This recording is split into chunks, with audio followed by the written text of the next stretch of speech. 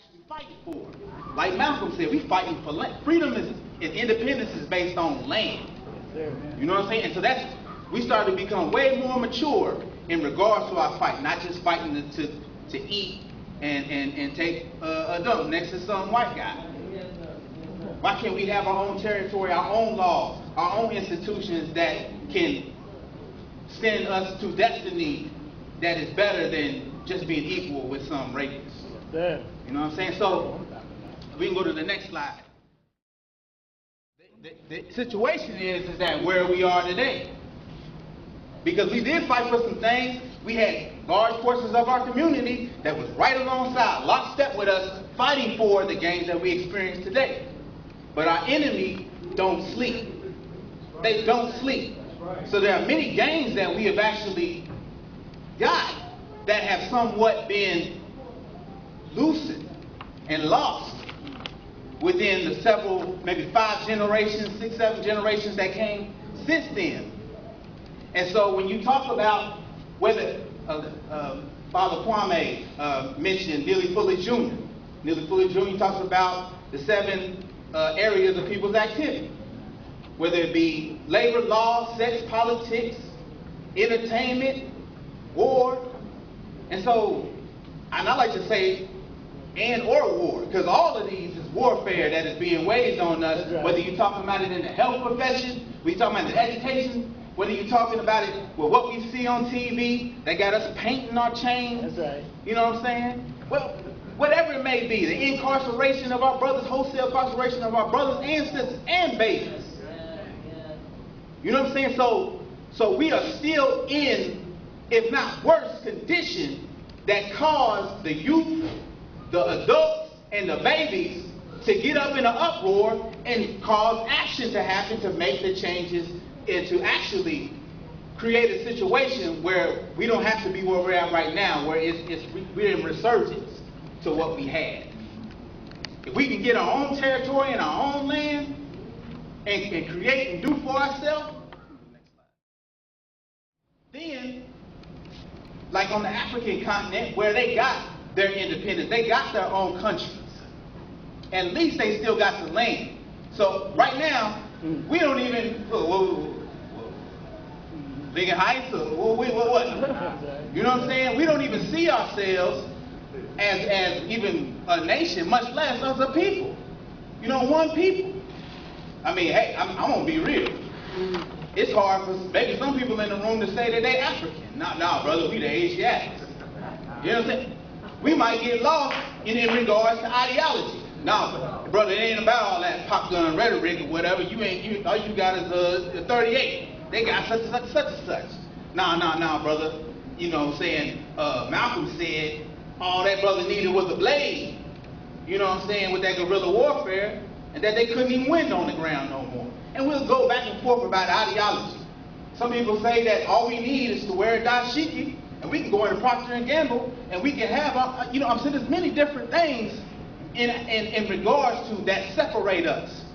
But their food, clothing, and shelter, those are many things that we all need, and we all have a close connection to in regards to, look, at the end of the day, if Walmart and all these other things cut off access to toilet paper to everybody here, we got a problem, right? We might even have a problem. So the situation is that we don't really control our destiny because of the disunity that we have with each other. And what actually happens is we become so dependent on the outsiding services, whether it be jobs and family services, whether it be these department stores, like I said, like Walmart, these different things, these racist police departments or whatever, and the many different things that they do to us on a daily basis, that at the end of the day, because they are legal or licensed people that can commit crimes, but because they have that badge, at the end of the day, if you try to take them to some authority, the authority backs them before you. So the reality is that because we're disunified, we have been taken away from what our people have actually fought to gain in regards to creating institutions for ourselves. So I want to end my piece with this proverb right here, and then write the passage in regards to Act. We like to use African proverbs so that we can, because it's easy to say that you African. It's another thing to say that bit of wisdom that your mama or your grandmama gave you, said a hard head makes a what? A soft what?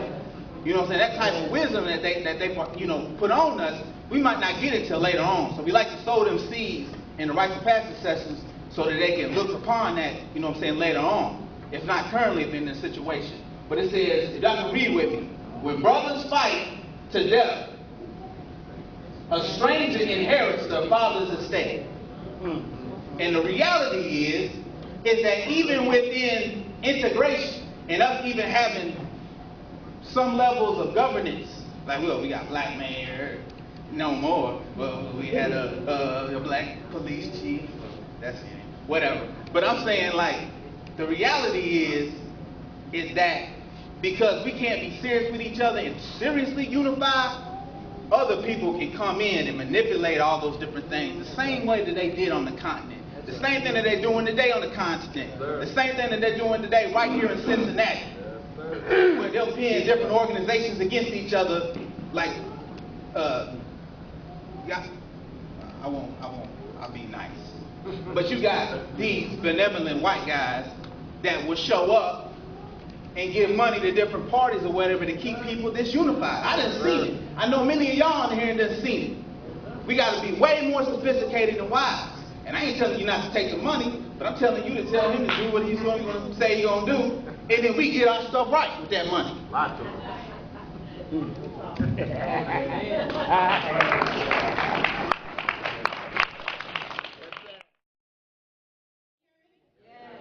All right. I always hear this. This is the main thing that I hear African people say everywhere we go. I don't care where we are. They say, well, what are we going to do? Right? Most people say it, but they don't want to hear it. They don't really want to know exactly what it is that you have to do to solve all of our problems. But I have some solutions. So, listen up. What we must do, obviously, this situation we're in, our situation, must be dealt with. And our enemies are not going to come to the rescue to help us. And if they do, you better be very suspicious of that. Instead, we need to solve all of our problems ourselves. It's our responsibility. I'm not talking about when you get nation building age, it's just your responsibility. I'm talking about until you leave this earth. No, forget that. Because every time I get down on my knees and pray to my Creator, and I appreciate my ancestors, I look at them to help us to get through these conditions too. So regardless, when you're brought into this world from the spiritual and you're in the physical, it's all of our problems. We all have to solve it. And we look upon our ancestors to solve those problems as well. So that's the only way that we're going to get anything done, is if we solve our own problems, not to look and rely on our enemies. The negative issues confronting us is a result of them. That's right. It didn't just happen by chance. We're not a broken people that were just brought to the earth by the Creator that way. We're not brought here broken. Right. We got broke. That's right. All right?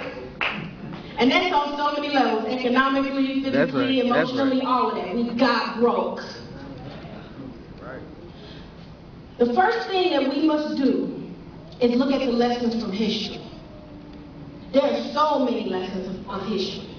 We can go back to our period on the continent when we were colonized, when our land was raped and continued to be raped, when our people were raped and continued to be raped, when our people were stolen and brought here. We can look at the history of our people who were enslaved here, who toiled this land.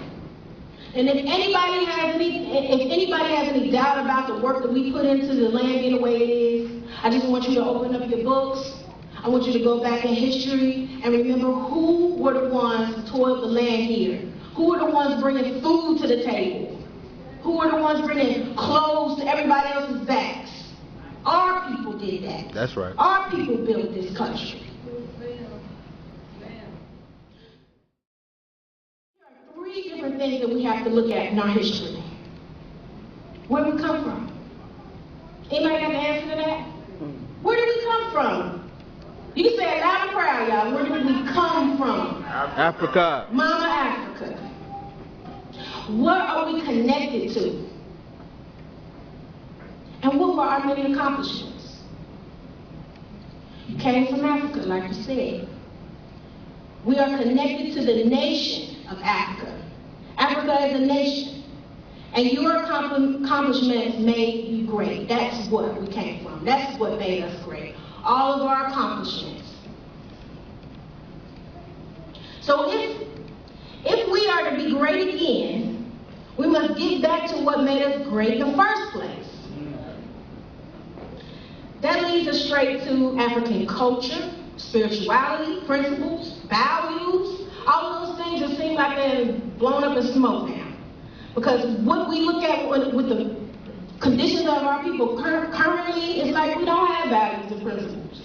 We don't even follow code anymore. That's right. It's simple codes that right now are in question. I mean, I really hear men say now, well, why can't we be emotional and this and that and this and that? You know, women can.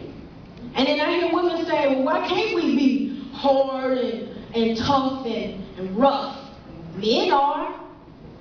It's not about whether or not we can do those things or play those roles when it's necessary. But we all know our roles, and we're not supposed to be standing in anybody else's role. We need to be responsible for our own. That's why rites of passage is so important. It teaches us our roles, who we are, what we should maintain, who we should be. We should never lose sight of that. We should never lose sight of that. That's right. It leads us straight back to the culture, like I said, the principles, the values. We got to stop trying to be white folks. That's right. Stop marrying them too. We need to be black folks, African folks, and be proud of that. There is nothing wrong with being black. There's nothing wrong with being African. All right.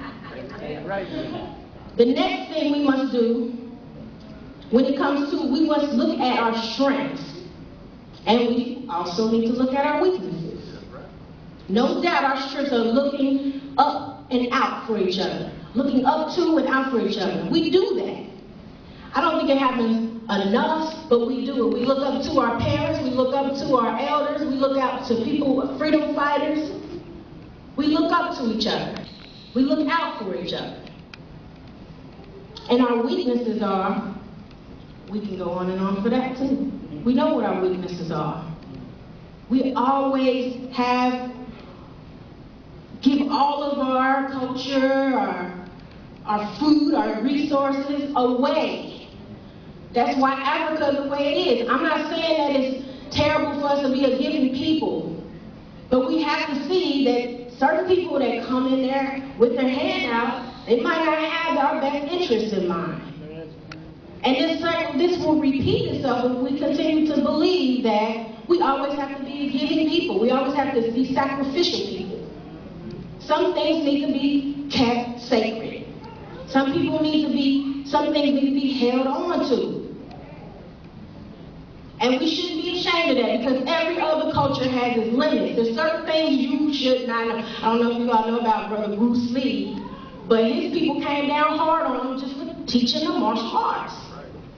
And if we think about it, our people taught the Asians. That's right.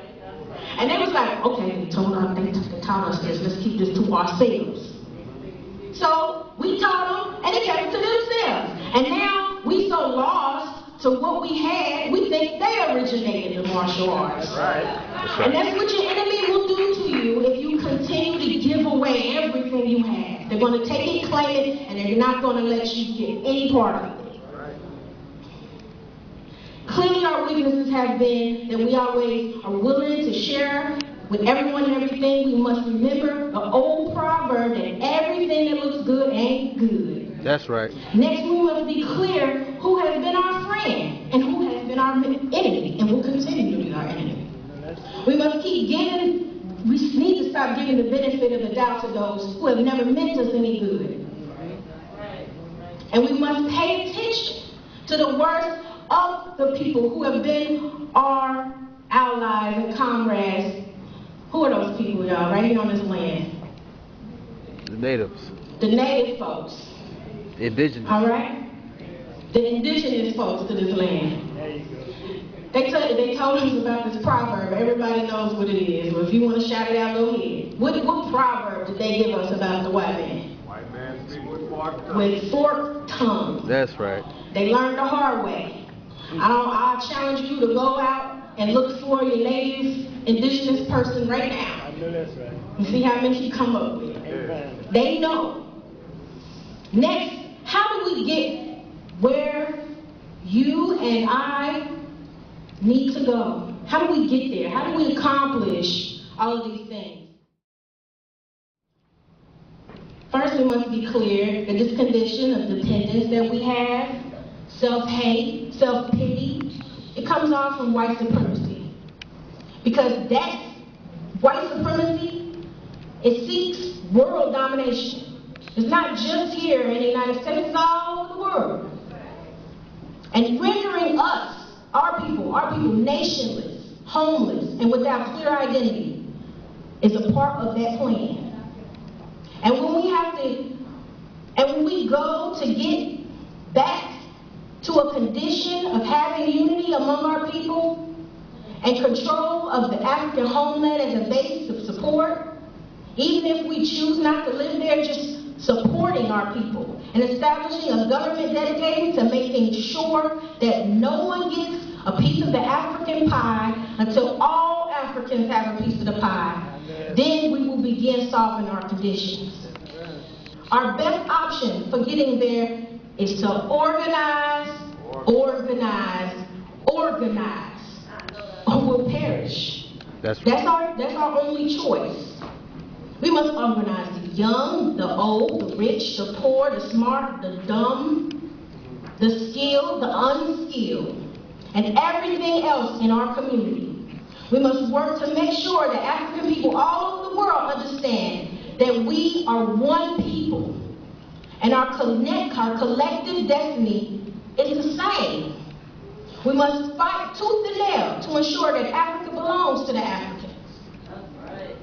Those at home and abroad.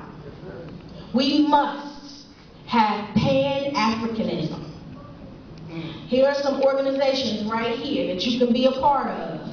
One of them is not on there, but the Conscious Mind Study Group is another one that should be on there. We gotta get our mind right too, folks. Before we just go out there misinforming our people, we gotta get our mind right. And when we start to organize, we can't just come off of emotion. We have to prove this stuff to our people. They're not just going to take our word for it. They go to school every day and they're taught to hate themselves. So we need to unteach them that hate. The Cincinnati Pan-African Coalition, Ghana RBG, the East African RBG, and the New African Connections. These are Pan-African based organizations. So if you feel like you can't do this alone, join us. Thank you. All right.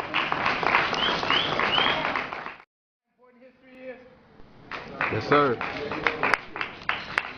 You got to understand who you are, where you come from, what your responsibilities are. We always tell the kids, you can never be all that you can be till you first know what you already have done. We got to make sure that our history becomes important to us. People tell us, that's not important. All you got to do is learn that 2 + 2 is 4, and you'll make it. No, you can't make it. 2 + When we go to these schools in America, what they actually teach us to do is to stay slaves. Because they don't teach us who we are. They don't teach us what our real responsibilities are. They teach us to have a skill that we can sell to white folks for the lowest amount of money they would give us. Slavery is what they're teaching us to be. Now, I'm not saying don't go to these schools and excel. I tell our children, excel. We got a thing in Rites of Passage where we tell them, we are struggling for perfection. We know ain't nothing perfect but the Creator. But if we struggle for perfection, we're going to end up with excellence. That's what we got to make sure that happens to us. But we, inside of these schools, I tell the children, my children, my grandchildren come home with A's on report cards, and I'm saying, and they be, oh, I got A's, I got A's. I'm saying, you're supposed to get them. Ain't no big deal. The stuff that these white folks are giving you in these school systems, especially if you got decent teachers, the stuff that they're giving you in these school systems, you have the genius inside of you to make you excel in those things. Do it. Do it. History is important. We better study our history, because, as Garvey said, those who don't understand their history and their culture are like a tree without roots. We know a tree without roots getting ready to die. That's right. And that's what will happen to us if we don't know who we are and where we come from. I want to, first of all, let me thank all of y'all for coming out here today.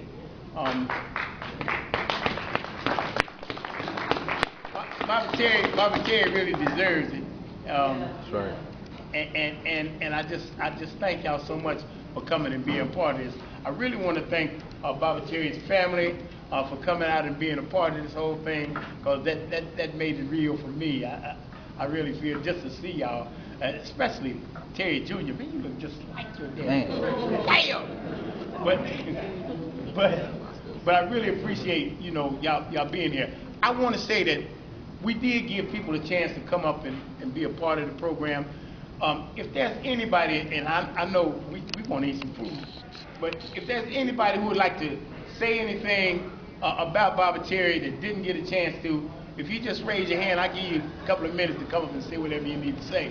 But it's really important that we make sure that everybody who wants to have input gets some input. All right. I want to emphasize again that we got to study. Y'all, many of the people who came up here and spoke today talked about what Terry did was he studied. And that's how come we always tell our teachers inside of Rites of Passage, the more you know, the more you can teach. You can't teach anything if you don't know anything. And the way you get that information is that you got to study. Now, studying today don't mean just cracking open a book, although I still think cracking open a book is the best way to get that information. But you got all kinds of ways of getting information now. The ones who have problems studying, you know, you can find other ways to get information. I mean, ones who have problems reading, you got other ways to get information. But you got to get the information. That's right. You cannot walk around there ignorant to the stuff that's going on around you and think you're going to survive or even move forward. You can't do it. So we got to push that you got to study. You got to make sure that you get to the point where you become a knowledgeable person. I want to make sure that everybody here looks at what is happening inside of their households. If you are not studying inside of your household, if you're not developing like some kind of library, whether it's a video library, book library, some kind of library that your children can look at and get information about themselves, then you are doing a disservice to your family. That's right. If you just allow them to watch those TV videos, allow them to play video games, you are doing a disservice to your family. Now, we can't stop them from doing that stuff. Our children are going to do that. They got all of these gadgets that they play with all of the time. But when they come inside of that house, you have control of that. Make sure that you are giving something that's going to be beneficial to them. And then the knowledge and the information that they get will offshoot some of that negative stuff that they get bombarded with on a regular basis. So we got to make sure that we take care of our households. The African proverb is that the ruin of a nation begins in the homes of its people. That's right. So that we can begin to build strong households, we got the possibility of building a strong community. And if we can build a strong community, we can build a strong nation. But it starts with the house. Your house is out of order, it means that those in charge of the house are out of order, and then your community is going to be out of order. You don't have a chance of building a nation. That's right. So let us get our houses in order. I want to, again in closing, I want to just thank Sister Vanita, Bobby Terry's wife, and just say to folks, if y'all know Vanita, get in touch with Vanita. It's real hard. Y'all know Terry. Y'all know what kind of brother he was. And he was in her life every day of her life. And now he's gone. Y'all gotta know how hard it is for her to have to continue to go on without that brother there. Give her some support. Come through, holler at her, get her telephone number, call her up, say, how you doing, baby, what's going on? Can you come get her and take her out somewhere? But make sure you stay in touch with sister, because this is the time when she really needs us, her community, and those who knew and loved her husband. So get in touch with her and make sure that you put some kind of comfort into her life, because when she lost Pt3, she lost a whole lot, y'all. I mean, she lost a whole lot. So stand with her. All right, I want to again thank everybody for coming out, and I'm going to shut my mouth and let y'all go ahead and get some of this. Hey, look, eat that stuff up, please. It was really hard to bring it in here, and I sure don't want to have to take it back out of here. So y'all eat that stuff up. Bob, all right, yes. We taking donations. Two things. We got Pt3's artwork up here. Make sure you look at the stuff. We don't have.